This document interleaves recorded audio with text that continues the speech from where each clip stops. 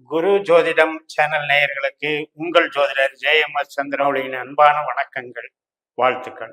இந்த பதிவு கடகலக்ன அன்பர்களுக்கு மார்ச் மாத பலன்களாக வருகிறது. இப்ப கடகத்துக்கு பொறுத்த வரைக்கும் அட்டமச்சனி அப்படின்ட்டு சொல்லி நம்ம நிறைய பதிவுகள் பார்த்துட்டோம். அதுக்கு எப்பதான் தீர்வு அப்படின்ற ஒரு மனநிலை இருந்துகிட்டே இருக்கும்.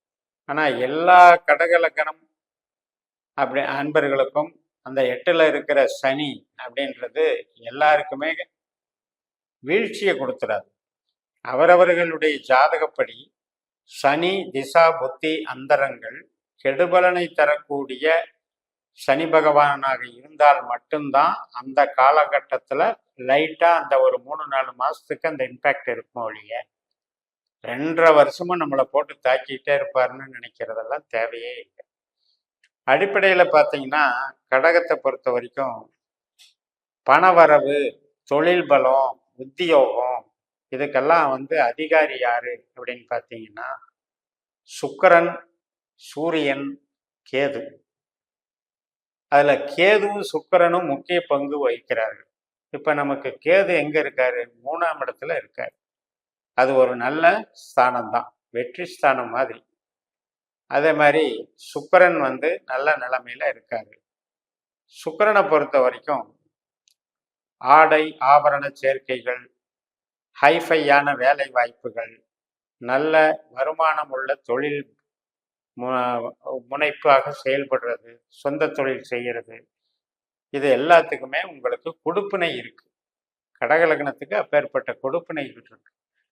அதனால இந்த அட்டமச்சனிங்கிறது நாம் எப்படி மீன் பண்ணிக்கணும் அப்படின்னா ஹார்டு ஒர்க்கு, கடின உழைப்பு அப்படின்னு தான் எடுத்துக்கணும். ஒழிய அதை எல்லாருக்குமே கஷ்டப்படுத்துறதும் இல்லை, நஷ்டப்படுத்துறதும் இல்லை. ஏனென்றால் நம்மளுடைய லக்னத்தில் தானுங்க பூசம் நட்சத்திரம் இருக்கிறது. அப்பேற்பட்ட பூசம் நட்சத்திரத்துக்கு அதிபதியான சனி பகவான் 8ஆம் இடத்துல போய் இருக்கும் பொழுது அந்த 8ஆம் இடத்துக்கு உண்டான ஒரு நட்சத்திர புள்ளி இருக்கும் இல்லையா, அந்த புள்ளியில வரும்போது தன்னுடைய சுயபலத்தை இழக்கிறார்னு எடுத்துக்கலாம். அப்படின்னா என்ன ஆகும்னா ஹார்ட் ஒர்க் பண்ண வேண்டி வரும். ஒரு வேலைக்கு 4 வேலை செய்கிறேன் அல்லது அதிகமாக உழைக்கிறேன், பலன் கம்மியாக இருக்கு அப்படிங்கிற மாதிரி அந்த சனி வேலை செய்யும். பட் ஒரே கிரகம் மட்டுமே நமக்கு ஜாதக பலனாக நடக்கிறது இல்லை. அப்போ இப்போ என்னென்ன மாற்றங்கள் வருது பாருங்க. மார்ச் 15க்கு மேலே சூரியன் நமக்கு என்ன பண்ணுறாரு? நல்லபடியாக பங்குனி மாதம் அப்படிங்கிறதுல அங்கே மீனராசிக்கு போகிறார். அப்போ அந்த 8ஆம் இடத்துல இருந்து கிராஸ் பண்ணி ஒவ்வொரு கிரகமாக போக போக போக நமக்கு அது பிரச்சனைகளிலிருந்து தீர்வு கிடைச்சிருது. நமக்கு ஒரு நல்ல வளர்ச்சி கிடைச்சிருது. அதனால ராகுவும் அங்கே இருக்காரு. இந்த ராகு புதனுடைய நட்சத்திரத்தில் இப்போ போய்கிட்டு இருக்கிறார். இப்போ இந்த புதன் என்பவர் யார் அப்படின்னு பார்த்தீங்கன்னா 3ஆம் இடத்துக்கும் 12ஆம் இடத்துக்கும் அதிபதி. இப்போ என்ன பண்ணுவார்? இடமாற்றங்கள் பண்ணுறதுக்கும் டிரான்ஸ்ஃபர் பண்ணுறதுக்கும் ஃபீல்டு மாறுறதுக்கும் கொஞ்சம் வழிகளை பண்ணுவார். ஆனால் இந்த சனியினுடைய தன்மையை வச்சுக்கிட்டே நாம் பயந்துகிட்டு இருக்க வேண்டிய அவசியம் இல்லை. கண்டிப்பாக பலன் கிடைக்கும். சில பேருக்கு பார்த்தீங்கன்னா எதிர்பாராத ஒரு சான்ஸ் கிடைக்கும். வேலை வாய்ப்புகள் எதிர்பாராமல் நமக்கு கிடைச்சிடும். இப்போ கடகத்தை பொறுத்த வரைக்கும் நம்மளுடைய பேச்சு, அந்த பேச்சினுடைய தன்மைகள், அதனால கொஞ்சம் எச்சரிக்கையாக பார்த்துக்கணும். சூரியனும் சனியும் கிரக யுத்தம் பண்ணுறாங்க.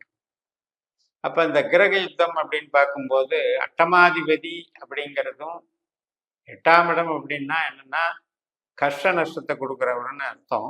அதே நேரத்தில் 2ஆம் இடம் என்பது என்னன்னா பொன்பொருள் யோகத்தை கொடுக்கறதுன்னு அர்த்தம். இந்த 2 பேரும் யுத்தம் பண்ணும்போது, சேர்க்கை பண்ணும்போது, அதுவும் பகை கிரகங்களாக இருக்கும்போது ஒரு அவஸ்தைகளை கொடுக்கத்தான் செய்யும். ஆனால் அதே நேரத்தில் நீங்கள் அதை உழைப்புக்காக கன்வெர்ட் பண்ணிக்கணும்.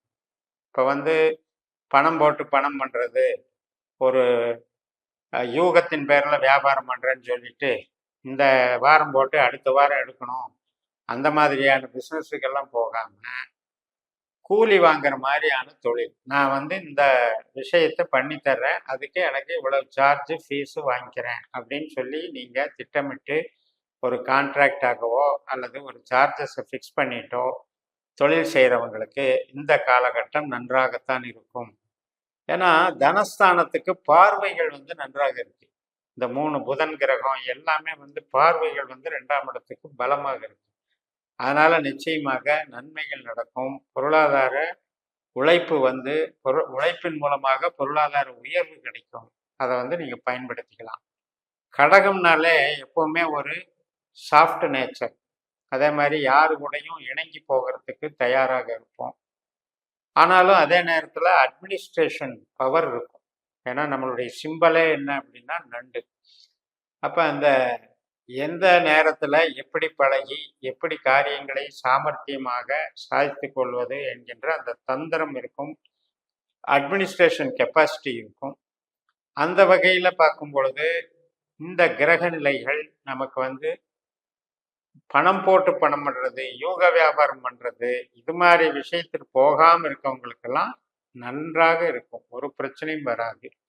வளர்ச்சிகள் சிறப்பாக இருக்கும். இளைய சகோதரம் ஒரு டாக்குமெண்டேஷன் பண்ணுறது, ஒரு ஒப்பந்தம் பண்ணிக்கிறது, கிரயம் பண்ணுறது, விக்கிரயம் பண்ணுறது, இதெல்லாமே நல்லா இருக்கும். இப்போ ஒரு வெளிநாடு சம்மந்தப்பட்ட ஒரு டாக்குமெண்டேஷன், விசா, இது ப்ராசஸ்கெல்லாம் நல்லா இருக்கும். அதே நேரத்தில் இப்போ வீடு கட்டுறது, வாகனம் வாங்கிறது, சொந்தமாக ஒரு வீட்டுக்கு தேவையான ஆல்ட்ரேஷன் பண்ணுறேன் அப்படின்னா அதெல்லாம் தாராளமாக நடக்கும். நல்லபடியாக நடக்கும். குழந்தைகளினுடைய கல்வி பலம் உயரும், வளர்ச்சிகள் பெருகும்.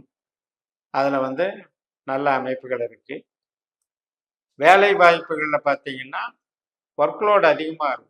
வேலை கொஞ்சம் ஷிஃப்ட் ஒர்க்கெல்லாம் பார்க்குறவங்க அதிக கூடுதல் நேரம் ஒர்க் பண்ண வேண்டியது. பட் அதனால் நமக்கு ஆதாயம் தான், ஒன்றும் பாதிப்பு இல்லை. இந்த நம்ம சொல்கிறபடி கணவன் மனைவி உறவில் பேச்சுவார்த்தைகளில் கொஞ்சம் கவனமாக இருக்கணும். இந்த ரெண்டுமே சூரியன் சனி சேர்க்கைங்கிறது இந்த பகைத்தன்மையை எப்படி காட்டுவோம் அப்படின்னா, நம்ம பேசுகிற பேச்சுக்கு கோபத்தில் பேசுகிற மாதிரி அவங்க நினச்சிக்கிட்டு மறுபடியும் அது கோபத்தை தூண்டுற மாதிரி பதில் பேசுனாங்கன்னா அது வாக்குவாதம் வளர்ந்துக்கிட்டே இருக்கும். அதனால கொஞ்சம் சாஃப்ட் நேச்சரை கடைப்பிடிக்கிறது நல்லது. ஏன்னா சூரியன் என்பது ஒரு நெருப்பு கிரகம். அப்ப சனி நமக்கு பலகீனம் அடைஞ்ச இடத்துல உட்கார்ந்துருக்காரு. அப்ப அவரு கூட இந்த சூரியன் போய் ஒளி கிரகம் அந்த கோபத்தை வெளிப்படுத்துறார். அப்ப என்ன ஆகும்னா அதிகாரமா மிக்க பேச்சு, அதிகாரம் மட்டும் இல்லை, கொஞ்சம் நான் தான் அப்படின்ற அந்த ஈகோவில் பேசுகிற பேச்சு, இதெல்லாம் கொஞ்சம் சாஃப்ட் நேச்சராக அவாய்ட் பண்ணிக்கிட்டீங்க அப்படின்னா வாக்குவாதங்கள் வராது, பிரிவினைகள் வராது, சண்டையாக மாறாது. அந்த மாதிரி கொண்டு போய்க்கலாம். அடுத்தபடியாக பூர்வீகம் சார்ந்த விஷயங்களில் கவனம் செலுத்த வேண்டாம். அவ்வளவு சிறப்பாக இருக்காது. தந்தைக்கும் சில உபாதைகள் ஏற்படும். இதெல்லாம் மார்ச் 15க்கு மேலே கொஞ்சம் மாறும். இந்த முதல் 15 நாளில் அதெல்லாம் ஈடுபாடு வைக்க வேண்டாம். அதுபோல் வெளிநாடு போகிறது வர்றது எல்லாமே இந்த 15 நாளை அவாய்டு பண்ணிக்கிறது நல்லது. அதற்கான திட்டமிடுதல் நமக்கு தாமதமாகலாம் அப்படிங்கிறதையும் மனசில் வச்சுக்கோங்க. தொழில் பலம் நல்லா பெருகும். சொந்த தொழிலே பண்ணிட்டு இருக்கீங்க, அதுலேயும் இப்போ ப்ராசஸிங், ரீப்ராசஸிங், வேஸ்ட்டுன்னா இப்போ நம்ம ஒரு பழைய மெட்டீரியலை புது மெட்டீரியலாக மாற்றுறது, ப்ராசஸிங் பண்ணுறது, இதெல்லாம் நல்லா நடக்கும். அதே மாதிரி மூத்த சகோதர சகோதரி, நண்பர்கள், இவங்களுக்கெல்லாம் ஒரு பதவி உயர்வு கிடைக்கிறது, வளர்ச்சி, இதெல்லாம் நல்லா நம்ம கண்கூட பார்க்கலாம். மூலதனம் பண்ணுறதுக்கும் சிறப்பான காலகட்டமாக இருக்கிறது என்று கூறி நிறைவு செய்கிறேன். இந்த சேனலை சப்ஸ்கிரைப் பண்ணி ஷேர் பண்ணுங்கள். உங்கள் தனிப்பட்ட ஜாதக பலாபலன்களை என்னுடைய வாட்ஸ்அப் நம்பரில் தொடர்பு கொண்டு பலன் பெறுங்கள். உங்களிடமிருந்து விடைபெறுகிறேன். உங்கள் JMS. நன்றி, வணக்கம்.